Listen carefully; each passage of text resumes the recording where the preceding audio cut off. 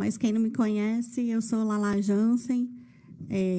Para o pessoal das doenças reumáticas, meus amigos aí de 40 anos de luta, hoje eu estou com 42 anos de luta, e vim trazer um pouquinho daquilo que eu ainda não contei nos livros. Eu tenho alguns livros publicados, no final do ano sai mais um, todo mundo convidado, depois eu mando os convites.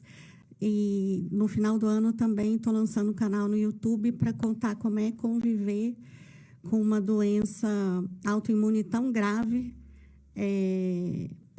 Eu tenho mais de 10 cirurgias ortopédicas graves, 2 fraturas de fêmur completas, e andei e voltei para a cadeira diversas vezes. Então, o recado é esse: a gente pode ir e voltar várias vezes para a cadeira de rodas. Dizem que é uma doença incapacitante, mas eu trabalho, estudo. Atualmente, eu sou recém-ingressa na Faculdade de Medicina. Então, obrigada. Obrigada. Trabalho no Poder Judiciário Federal, sou analista, e vim tentar trazer para vocês, resumidamente, um pouquinho da nossa rotina e de conviver com a doença e tentar levar uma vida como uma pessoa qualquer. A doença não é a nossa razão de ser. A busca por saúde é. Nós somos apenas... temos uma característica que é a doença, e com ela vem toda uma questão social, as deformidades, a luta das pessoas com deficiência, mas isso é só uma característica da nossa vida. Tem milhões de outras que me fazem ser quem eu sou, né? E com certeza, para cada um de vocês também. Não sei se a doutora Sandra gostaria de começar, doutora. Posso falar? Então, tá. Eu vou pedir para o pessoal ali, a Priscila ou a Ana Lúcia, irem passando os slides. Mas vamos lá. Obrigada. Como eu falei, a busca por saúde, né? A tríade mente, corpo e espírito. Isso, na realidade, é a busca de todo mundo. Todo mundo precisa, para ser feliz, e a felicidade é um caminho, ela não é um objetivo em si. A gente tem que ser feliz todos os dias da vida. Todo mundo está aqui porque quer ser feliz, né? Então, assim, para o paciente com uma doença autoimune, e especificamente uma doença musculoesquelética, a gente precisa ter a consciência de que cuidar da nossa mente é essencial para o nosso bem-estar. A doença autoimune, ela tem como característica também um fator emocional, psicossocial muito intenso. Quando a gente está triste, a gente sente mais dor. Quando está frio ou calor, dependendo da pessoa, a gente também sente mais dor. Mas isso não quer dizer que a doença esteja em atividade. E você tem como bloquear determinadas sensações no seu dia a dia, inclusive por meio de técnicas de meditação. O Hospital Universitário de Brasília tem uma espécie de curso de meditação. À tarde, a doutora Alícia vai estar aqui, a doutora Ana Luísa também vai estar aqui, e ambas vão poder falar sobre mais essa inovação do nosso HUB aqui em Brasília. Então, assim, meditação, respirar, é essencial para o nosso controle da ansiedade, mas também para o controle da dor. Na hora que a gente quebra um fêmur, por exemplo, se você não souber respirar corretamente, não souber colocar o estresse, a adrenalina do seu corpo para fora, você pira, porque a dor é inenarrável, não tem como descrever. Em relação ao corpo, eu vou pedir para a Priscila passar mais um slide, por favor, ou para quem puder, né? Pois é, a mente, essa apresentação depois eu vou disponibilizar para todo mundo na internet também, tá bom? Mas isso aí é um exercício para a gente fazer no dia a dia em relação ao nosso controle da mente. São várias caixinhas para a gente tentar se sentir melhor. Afinal de contas, todo mundo quer ter vida, né? E vida feliz. Mais um, por favor, Ana. Obrigada. O corpo, vamos lá, que é o tema na realidade, o tema principal, como a doutora Wanda falou, a questão dos biológicos, né? Que todo mundo biosimilares e afins.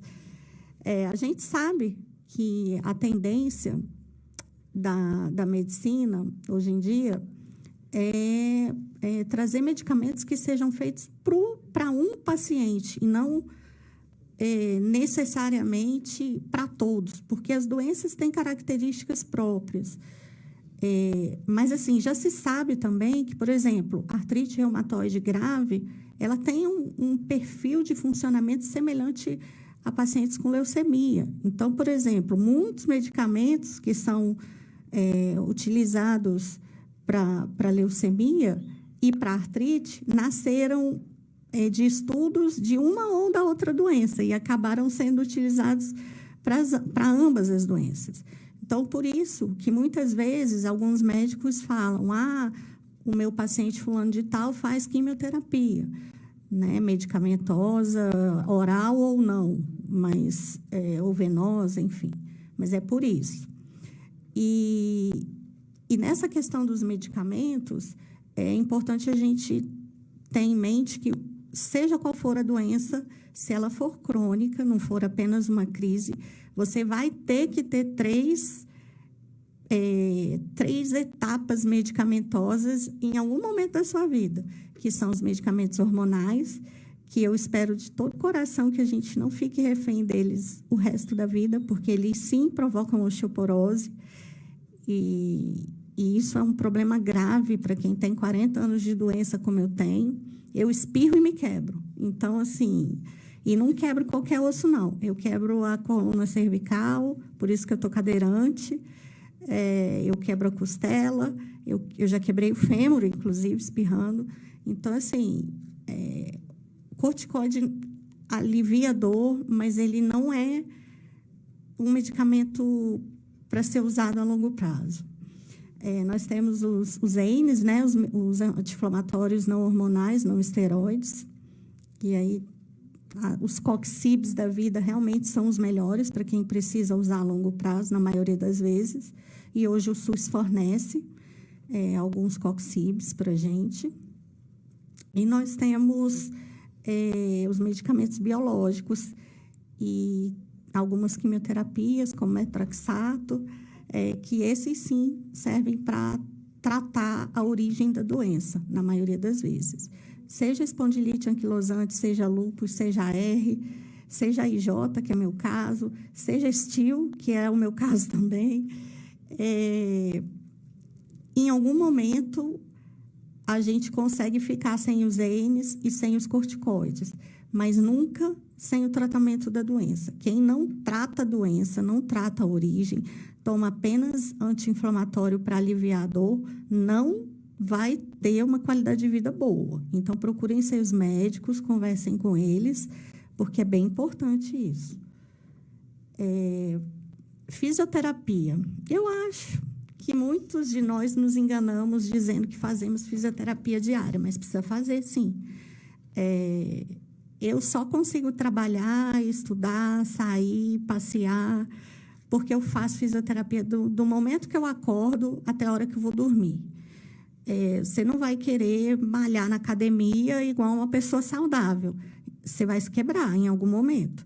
Mas dá para a gente respirar, dá para a gente trabalhar a questão da nossa fala. Vocês podem ver que pacientes com doenças reumáticas, já com mais de 20, 25 anos de doença, a gente tem uma dificuldade de falar, a voz some, a garganta seca. Isso é tudo consequência da doença e dos medicamentos também que são utilizados. Para isso, eu sou jornalista de origem, então estou acostumada a falar em rádio e tal, entrar ao vivo. Eu não posso correr o risco de entrar ao vivo e a minha voz sumir. Então, eu faço fono também, além da fisioterapia. Tem terapia ocupacional. E, sim, o SUS fornece isso. É difícil, mas é possível. Bom, eu vou pedir para passar mais um slide. Desculpa, para frente, isso. O espírito, como eu já falei, a meditação no HUB, né? E eu acho que essa é a mensagem que eu quero deixar para vocês. A felicidade exige valentia. Se cair, levanta, né? Assim, acho que isso essa é a vida. Mais um, por favor, Ana.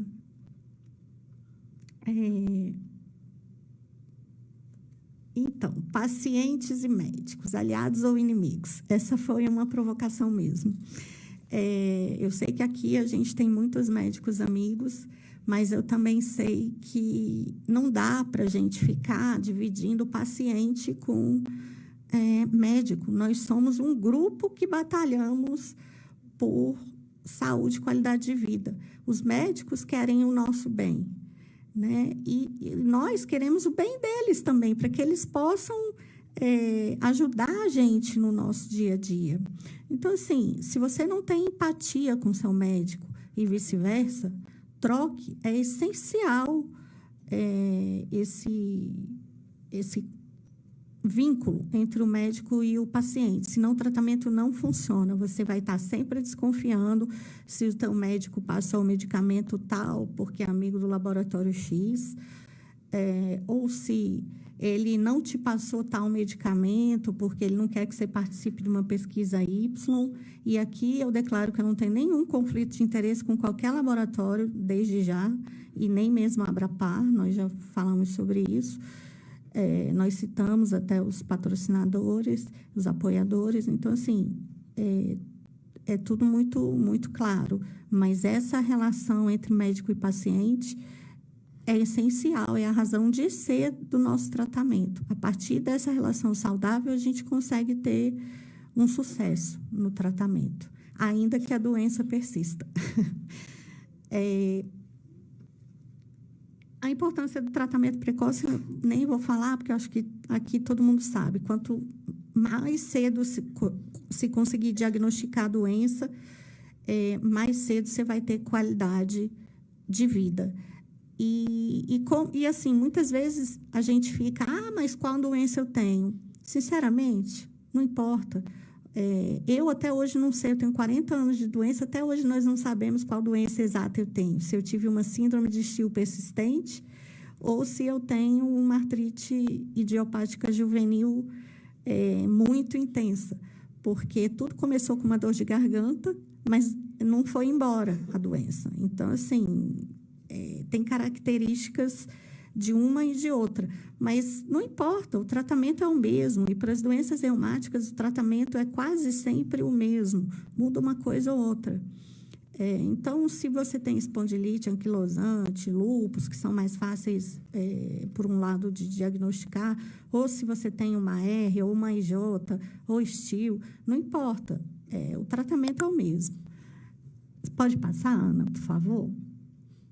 Por fim, estamos chegando no final, mas eu queria falar um pouquinho sobre a necessidade de cirurgias e tratamentos na área de neurologia. Ninguém me contou, até porque não sabiam, mas, assim, pacientes graves, como o meu caso, podem sofrer lesão medular, e eu sofri 2, com convulsão provocado por um osteófito, que começou a perfurar na altura da C2 e da C3, aqui no meu pescoço, a perda de líquor.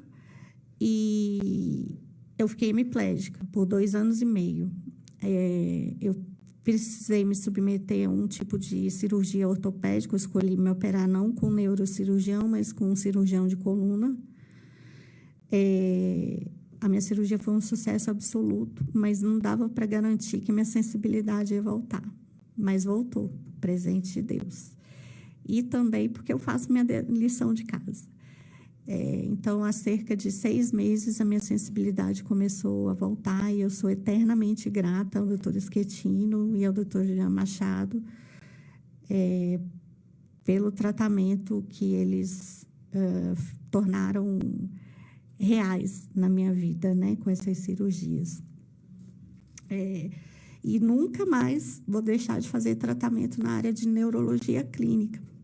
Então, assim, a doença que a gente tem, ela não provoca morte em si, mas ela provoca sequelas que podem, sim, levar à morte. E cabe a gente estar atento no dia a dia para ter qualidade de vida, né?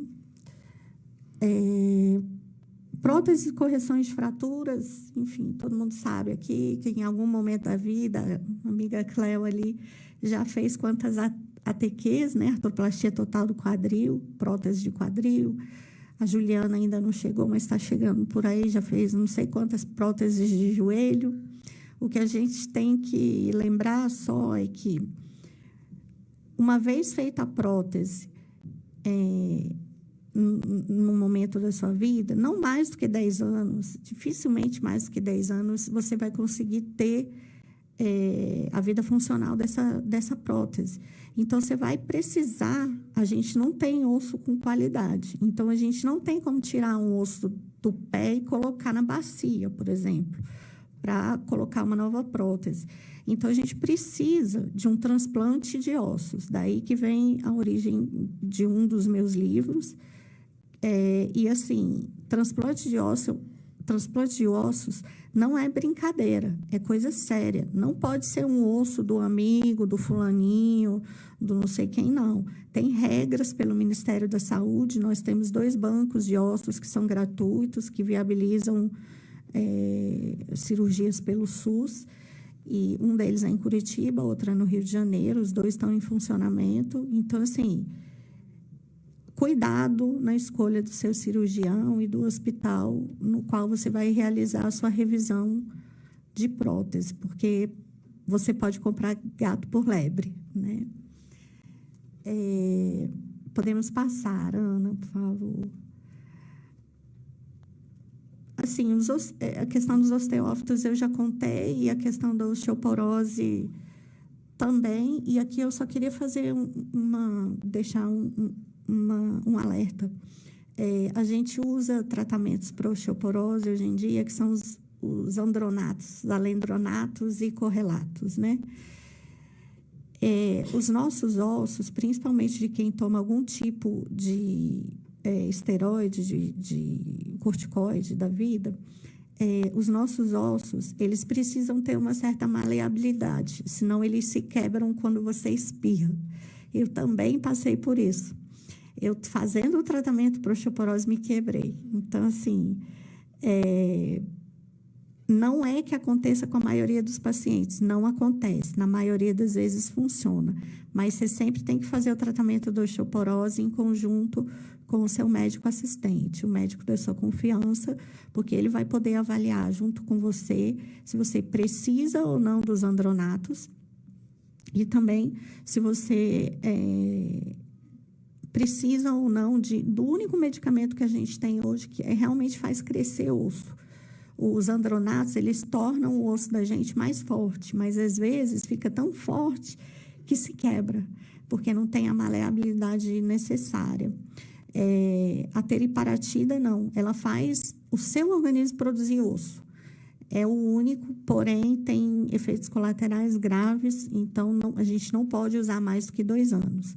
Esse medicamento é oferecido pelo SUS, pelo menos em Brasília, São Paulo e Minas, e não me recordo se ele está na lista nacional, mas eu creio que sim. Qualquer coisa pode judicializar. Eu, trabalhando no judiciário, posso falar que vocês podem judicializar e com certeza vão conseguir. Podemos passar, Ana, por favor. Então, A 10 Passos de Você. Não sei se vocês viram um filminho que chama A 10 Passos de Você. Ele conta a história de 2 pacientes com fibrose cística. Na realidade, isso aí mostra a importância da gente manter uma certa distância de pessoas que tenham infecções, que tenham quadros que possam nos contaminar no uso, principalmente, de medicamentos biológicos, né? Esse tipo de afastamento, ele machuca a gente, sim. Às vezes eu quero estar com as minhas amigas que estão doentes, mas eu não posso. A minha imunidade já não é saudável. Então, o que eu faço? Sistema virtual. Para isso, a gente tem telefone celular, a gente tem Skype da vida, né? Então, dá para a gente se comunicar de outras formas. Não é a mesma coisa, mas dá para sobreviver. Podemos passar, por favor. Como eu falei, inteligência artificial, né? Assim, e o celular, as novas tecnologias são essenciais para a nossa qualidade de vida. E eu acho que, para a gente, assim, o futuro é muito bom.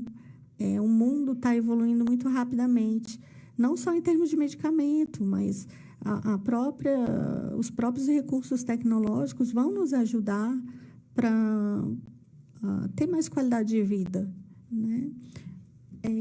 Isenção de impostos. Eu acho que a maioria sabe também que a gente tem direito, por lei, à isenção de alguns impostos, como, por exemplo, compra de IOF, compra de veículo com isenção de IOF, com isenção de ICMS, com isenção de IPI, que dá mais ou menos aí uns 30% a menos do valor de compra do veículo.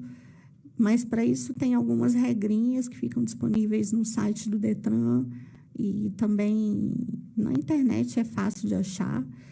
E, assim, uma das minhas brigas atuais, e também do Dr. Sérgio Caribé, que é um procurador do Tribunal de Contas da União, da Mara Gabrilli também, senadora, a gente vem lutando para ter uma regulamentação de isenção de impostos, de fato, não apenas esses, mas geral, para nós, pessoas com deficiência. Lógico, assim, quem vai avaliar se você está ou não no nível de deficiência é o seu médico assistente, em parceria com você. Mas muitos de nós somos pessoas com deficiência e não tem nenhuma vergonha em dizer isso. A doença, eu, por exemplo, eu me trato desde os 7 anos de idade, quando eu fui diagnosticada, e eu recebo o melhor tratamento possível mundialmente. Mas a doença não para, ela é autoimune. Então, tem horas que não tem jeito. Então, me tornei uma pessoa com deficiência física e, por isso, eu faço jus à isenção de alguns impostos. Eu estou judicializando porque ainda não é lei, mas nós estamos trabalhando duro para isso,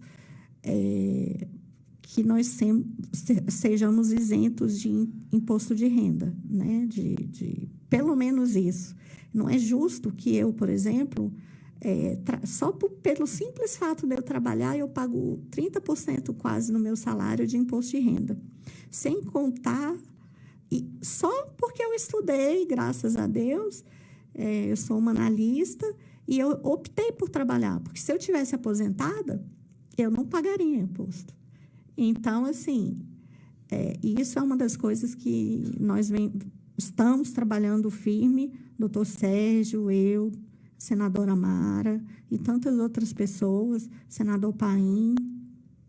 E eu acredito que breve a gente vai ter como reverter isso. Por enquanto, o jeito é judicializar mesmo, mas tem saída, sempre tem. Mais um, Ana, por favor. A questão do LOAS, o benefício de prestação continuada, cai também na questão da isenção dos impostos. Não é correto a gente optar por não trabalhar para perder um benefício, né? Que a gente, entre aspas, faz jus por ser pessoa com deficiência. Então, assim, quem está certo, quem está errado, eu não sei. Mas a gente precisa refletir sobre isso e compreender que não é saudável a pessoa ficar recebendo benefício de prestação continuada de amparo ao deficiente, tendo condição de trabalhar. E aí ela tem medo de perder aquele benefício e aí ela não quer trabalhar, e ela faz bico. Já se foi essa época, né? A gente precisa... acho que todo mundo aqui, muitas pessoas falam para mim, 90% falam para mim assim, Lala, nossa, eu não sei como você dá conta de trabalhar o dia inteiro, agora ainda estudar né, e lidar com o dia a dia de uma atividade inflamatória tão elevada. Para eu chegar aqui hoje, esse horário, eu fui dormir 2h30 da manhã, acordei às 6. Então, assim, como que você faz isso? Você faz porque você acredita que o seu trabalho é útil, que beneficia outras pessoas. E daí vem a força. Então, refletir sobre essa questão do LOAS. E questão das deformidades a gente já falou. A relação com a morte a gente já falou também, eu falei, né? Assim, podemos passar, Ana, por favor. E estamos chegando no final aí, realmente, acho que é o último slide ou o penúltimo. Vida normal, gente. Essa é a minha mensagem, né, do dia. Eu acho que não dá mais para a gente ser feliz se escondendo atrás da doença. Eu não tenho uma doença. Eu tenho uma patologia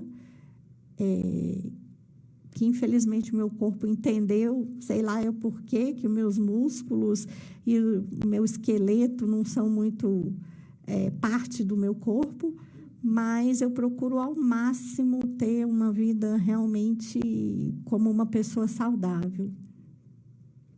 Trabalhar, namorar, casar para aqueles que têm sorte de encontrar alguém, ter filhos, né? Se não pode ter filhos biológicos, eu não posso. Eu já pensei em adotar um neném, mas eu só desisti porque foi exatamente na época que eu sofri a minha lesão medular e a gente ainda estava tentando descobrir de onde que veio o tiro, né? De onde que veio o tiro, seu moço? E viajar, passear, ter vida social, ter vida cultural também. Nós precisamos, sim, de mais recursos, de mais dinheiro, porque como é que você vai pagar o táxi, que é especial, pagar o teu cuidador, os medicamentos, muitos são fornecidos pelo SUS, mas só para eu ir e vir para o meu trabalho, no transporte especial, eu pago R$50 por dia. Então, assim, como é que eu vou fazer tudo isso e ainda ter dinheiro para ir num show, né? Então, o governo tem, sim, que fornecer, o Estado tem que fornecer acesso à cultura gratuitamente para a gente. Por fim, né, eu queria deixar essa mensagem. Uma vida satisfeita é melhor que uma bem-sucedida. Porque o nosso sucesso é medido pelos outros, mas a nossa satisfação é medida pela sua própria alma, pela sua própria mente e pelo seu próprio coração. É uma mensagem do Dalai Lama, e com isso eu encerro. O meu e-mail é o mesmo e-mail da Abrapar, abraparreumato@yahoo.com.br. Quem quiser mandar perguntas, comentários, eu fazer algumas críticas também, estou super aberta para a gente poder trocar mais ideia, tá bom? Às vezes demora um pouquinho para responder, mas não passa de uma semana. Um abraço para todos, obrigada.